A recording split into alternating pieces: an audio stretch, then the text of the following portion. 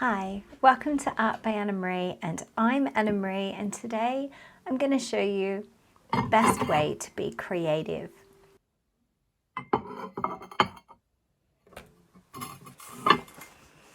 Have you ever heard of watercolor journaling? This is the best way to get creative, but first of all, let's set up everything that we need to be able to paint today, and I really encourage you to paint along with me.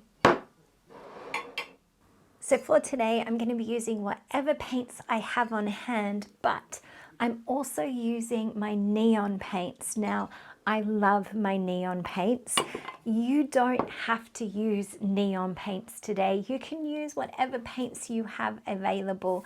The idea about this activity is not to kind of get too concerned about the paints you have or the paints you don't have, but instead, it's to combine the beautiful activity of putting watercolor onto paper with the ability to journal and the thoughts and the uniqueness that you can create when you are combining watercolor with journaling. And we're going to go through some of the reasons it is just so beneficial for you.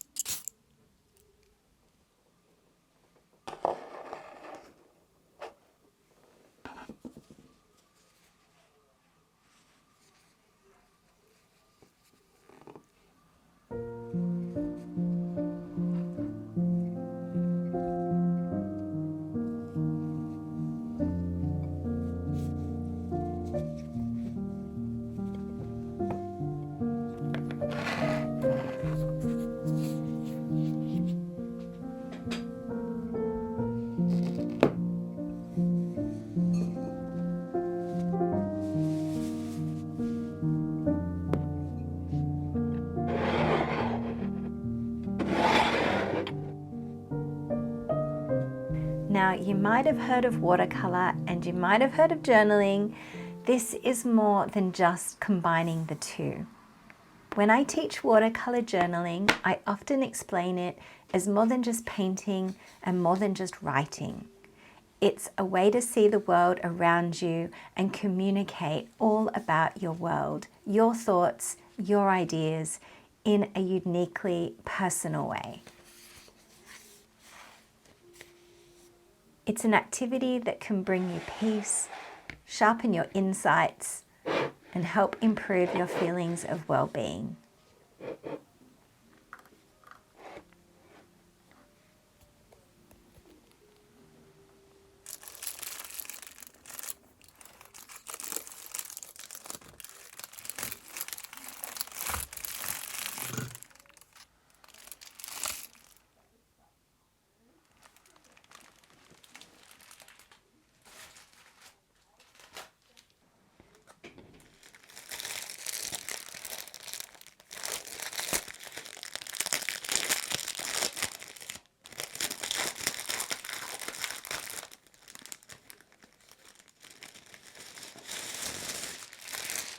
My students have been doing my watercolor journaling course with me and loving it. What I hear all the time is how happy they are to be able to put time aside with no pressure of making something perfect. Is that something that you find too? The pressure to always get things right? Watercolor journaling does lower the feelings of perfectionism. I like to say it's not a cure, but it's kind of a treatment. With that in mind, I want to share with you a great activity for letting go of perfectionism.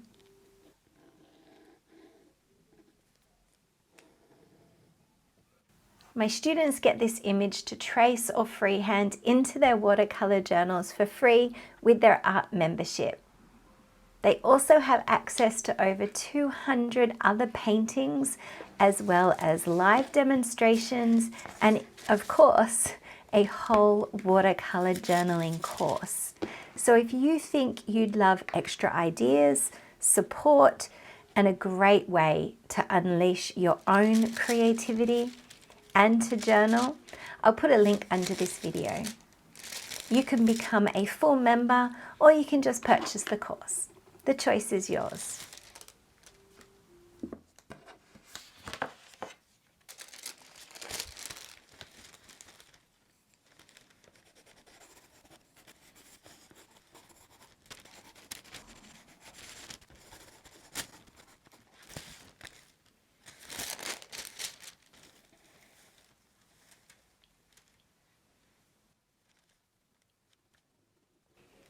Tracing is one of the best ways to get your image onto the paper without having to worry about whether or not it looks realistic or it looks how you want it to look.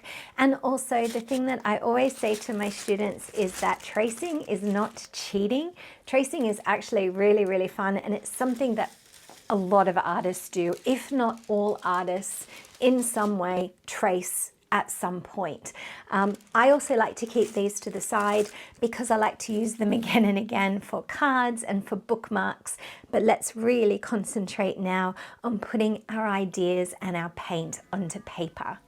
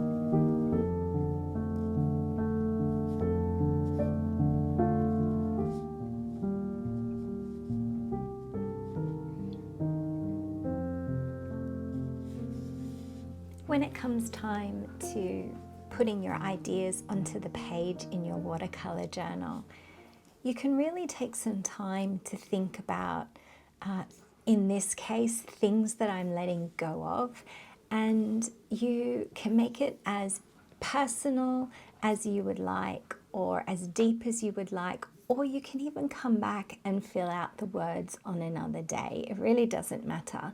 The important thing is that you find some time for yourself to really enjoy the idea of putting paint onto the paper. It's so good for your mental health.